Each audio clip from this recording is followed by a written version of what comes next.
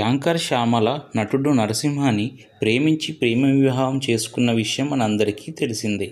కార్తీక దీపం సీరియల్లో దుర్గగా నటించిన నరసింహ ప్రేక్షకులకు బాగా సుపరిచితమే. అయితే నరసింహ చీటింగ్ కేసులో అరెస్ట్ అయిన విషయం ఇప్పుడు సోషల్ మీడియాలో బయటికి వచ్చింది.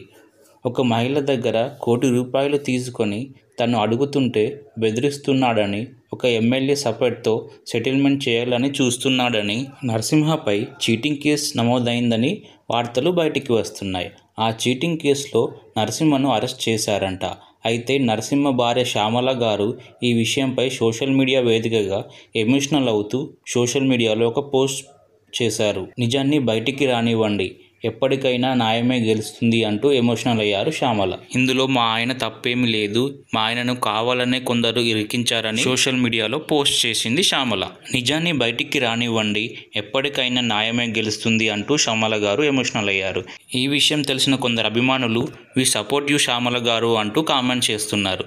మీకు గనుక మా వీడియో నచ్చినట్టయితే లైక్ చేసి మా ఛానల్ని సబ్స్క్రైబ్ చేయండి. Thanks for watching.